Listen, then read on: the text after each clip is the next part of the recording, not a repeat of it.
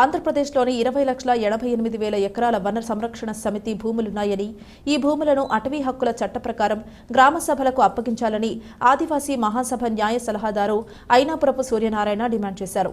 దీనిపై ఉప ముఖ్యమంత్రి పవన్ కళ్యాణ్కు మెయిల్ ద్వారా వినతి పత్రం పంపామని తెలిపారు. ది రాజమండ్రి ప్రెస్ క్లబ్లో సోమవారం జరిగిన విలేకరుల సమావేశంలో ఆయన మాట్లాడుతూ, ఈ మేరకు కేంద్ర గిరిజన మంత్రిత్వ శాఖ ఆయా రాష్ట్ర ప్రభుత్వాలకు గతంలో ఆదేశాలిచ్చిందని, అయినప్పటికీ ఇప్పటి వరకు గ్రామ సభలకు ఈ భూములు అప్పగించలేదన్నారు.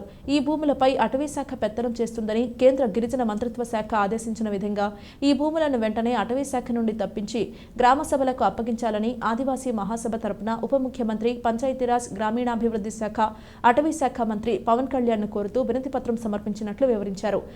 పంచాయతీరాజ్ శాఖ జీవో 791 ప్రకారం ఏడాదిలో 4 గ్రామ సభలు నిర్వహించాల్సి ఉందని, అయితే పంచాయతీరాజ్ శాఖ ఈ మేరకు గ్రామ సభలు నిర్వహించడం లేదన్నారు. ఈ మేరకు మంత్రి పవన్ కళ్యాణ్ తగిన ఆదేశాలు జారీ చేసి గ్రామ సభలు సక్రమంగా జరిగేలా చర్యలు తీసుకోవాలని కోరారు. గిరిజన ప్రాంతాలలో పని దినాలను 200 రోజులకు పెంచాలని, పోలవరం ప్రాజెక్టు నిర్వాసిత గ్రామాలలో ఏడాది పొడవునా ఉపాధి పనులు కల్పించాలని విజ్ఞప్తి చేశారు. ఆదివాసీ మహాసభ అల్లూరి సీతారామరాజు జిల్లా అధ్యక్షురాలు మడకం ప్రమీళారాణి, ఉపాధ్యక్షులు కెచ్చల అబ్బాయిరెడ్డి, కార్యదర్శి గిడుతూరి చిన్నారావు, ఏలూరు జిల్లా అధ్యక్షులు మీడియం వెంకటస్వామి, అరగంటి వీరభద్రారెడ్డి, అన్నిక నాగమణి తదితరులు పాల్గొన్నారు. ఆయన అప్పుడు ఏం జరిగిందంటే, రాష్ట్ర ప్రభుత్వం ఉమ్మడిలో ఉండగానే 2008లో ఒక జీవో జారీ చేసి వన సంరక్షణ సమితి సభ్యులందరికీ కూడా యుఎస్ఎస్ దాంట్లో పట్టాలు ఇమ్మన్నారు. మళ్ళీ వెంటనే అదే సంవత్సరంలో మళ్ళీ ఇంకో జీవో ఇచ్చి వ్యక్తిగత పట్టాలు ఇవ్వద్దు, కమ్యూనిటీ పట్టాలుగా విఎస్ఎస్ సభ్యులకి అందరి గ్రూప్ అంతా కలిపి కమ్యూనిటీ పట్టా ఇమ్మని చెప్పేసి ఇచ్చారు. దీని మీద కేంద్రంలో అటవీ శాఖ, మోటా అని కేంద్ర గిరిజన మంత్రిత్వ శాఖ వీళ్ళు దీని మీద చర్చ జరిపి ఈ విఎస్ఎస్లకి చట్టబద్ధత లేదు కాబట్టి వాటికి ఇవ్వద్దు పట్టాలు, ఆ భూములన్నీ కూడా విఎస్ఎస్ భూములన్నీ కూడా గ్రామ సభలకి దఖలుపరచాలి, గ్రామ సభ చట్టపరమైనటువంటి బాడీ కాబట్టి దానికి దఖలుపరచాలని చెప్పేసి డైరెక్షన్స్ ఇచ్చారు. రాష్ట్ర ప్రభుత్వాలకు ఆదేశాలు వచ్చాయి. ఈ ఆదేశాలని రాష్ట్ర ప్రభుత్వం ఇప్పటివరకు కూడా పాటించలేదు. ఎకరాలు 4,755 విఎస్ఎస్లకు సంబంధించినటువంటి భూములు ఇవి.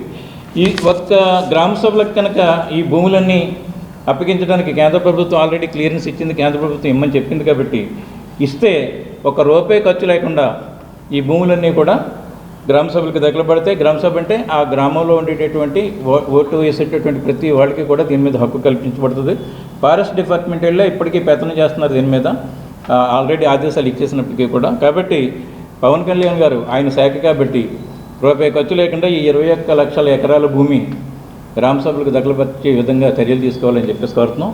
కనీస వేతనాలు, వ్యవసాయ కూలీలకు ఇచ్చేటటువంటి కనీస వేతనాలే దీనికి కూడా ఉపాధి హామీ పథకంలో కూడా ఇవ్వాలని చెప్పేసి ఆదేశాలు జారీ చేసిన ఆ ఆర్డర్ని ఇప్పటి వరకు ఇంప్లిమెంట్ చేయలేదు రాష్ట్ర ప్రభుత్వం.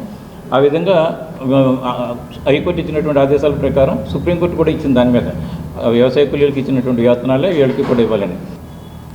ఈయన దాంతోపాటు పోలవరం నిర్వాసితులకు సంబంధించి 500 రోజులు పని దినాలు వేతనాలు ఇవ్వలేదు ఇప్పటికీ. అప్పుడు మొదటి నుంచి 2006లో ప్రాజెక్టు స్టార్ట్ అయినప్పటి నుంచి ఇప్పటి వరకు కూడా పోలవరం నిర్వాసితులకు ఇవ్వలేదు. 500 పని దినాలు పేసా చట్టం కింద ఇవ్వాలి. ఆ పేసాది కూడా ఈయన కంట్రోల్లోనే ఉంది, పంచాయతీరాజ్ చట్టం కాబట్టి అది కూడా చర్యలు తీసుకోవాలని కోరుతున్నాం. అదే ఈయనకి ఉన్నటువంటి శాఖలో ప్రధానంగా ఏంటంటే పేదరిక నిర్మూలన అనేది. పేదరిక నిర్మూలన ఎలా జరుగుతుంది అంటే అనే దానికి గతంలో ఈ మావోయిస్టులు, జనశక్తి పార్టీ వీళ్ళందరితోటి మిత్ర వామపక్షాలతోటి చర్చల సందర్భంగా అప్పుడు ముఖ్యమంత్రి ఒక కమిటీ వేశారు, కోనేరు రంగారావు కమిటీ. ఆ కమిటీ ప్రతి పేద కుటుంబానికి ఎకరం భూమి ఇమ్మని చెప్పేసి ఇవ్వడానికి సరిపడా రాష్ట్రంలో భూములు ఉన్నాయని లెక్కలతో సహా ఇచ్చారు. అది బయటికి తీసి ప్రతి పేద కుటుంబానికి ఎకరం భూమి ఇస్తే పేదరిక నిర్మూలన జరుగుతుంది. కాబట్టి ఈయన కొన్ని ఆశయాలతో రాజకీయాల్లోకి వచ్చారు కాబట్టి ఇవన్నీ కూడా నెరవేర్చాలని చెప్పేసి దీనికి ప్రధానంగా ఈ పేదరిక నిర్మూలనకి భూ పంపిణీయే ప్రధానం కాబట్టి కోనేరు రంగారావు తర్వాత ప్రభుత్వం ఇచ్చినటువంటి జీవోలన్నీ పరిశీలించి ఆ జీవోలు అమలు చేయాలని కోరుతున్నాం.